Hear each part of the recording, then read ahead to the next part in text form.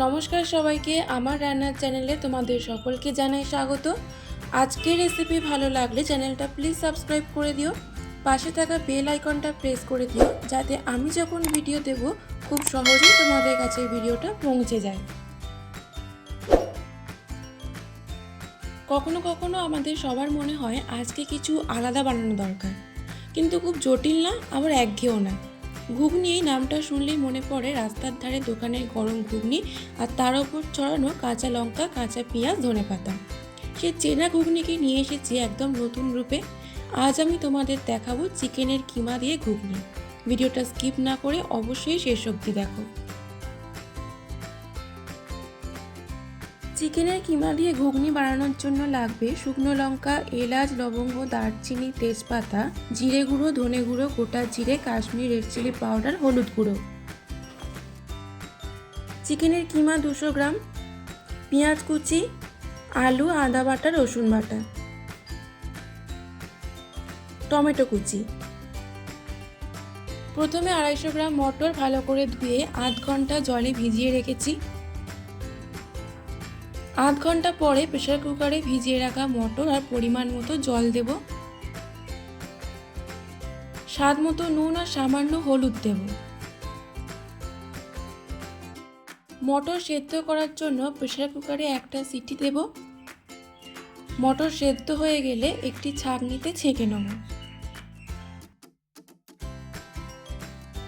তারপর কড়াইতে পরিমাণ মতো সর্ষের তেল দেব। তেল গরম হয়ে গেলে তার মধ্যে দেব কেটে রাখা আলু, সামান্য হলুদ আর স্বাদ মতো নুন দেব। আলু ভাজা হয়ে গেলে একটা প্লেটে তুলে নেব।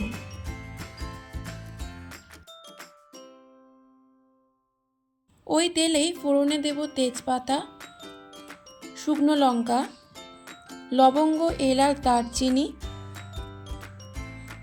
গোটা জিরে সব দিয়ে হালকা নাড়াচাড়া করে তার মধ্যে দেব পেঁয়াজ কুচি। পেঁয়াজ হালকা ভাজা ভাজা হয়ে গেলে তার মধ্যে দেব রসুন বাটা, আদা বাটা, হলুদ গুঁড়ো, কাশ্মীরি রেড চিলি পাউডার, জিরে গুঁড়ো, ধনে গুঁড়ো সব কিছু দিয়ে মশলা ভালো করে কষাতে হবে। তারপর দিয়ে দেব টমেটো কুচি। সামান্য জল দিয়ে মশলা কষাবো, যাতে মশলা পুড়ে না যায়।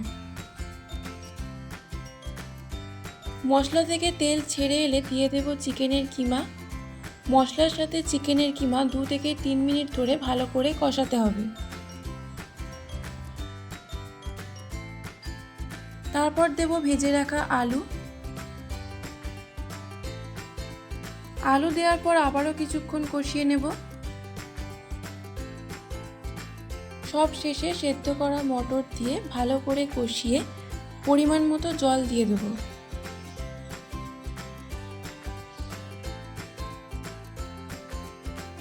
ঝোল ফুটে উঠলে স্বাদ মতো চিনি দেব, এটা অপশনাল, তোমরা দিতেও পারো নাও পারো। আর দেব 2টো কাঁচা লঙ্কা।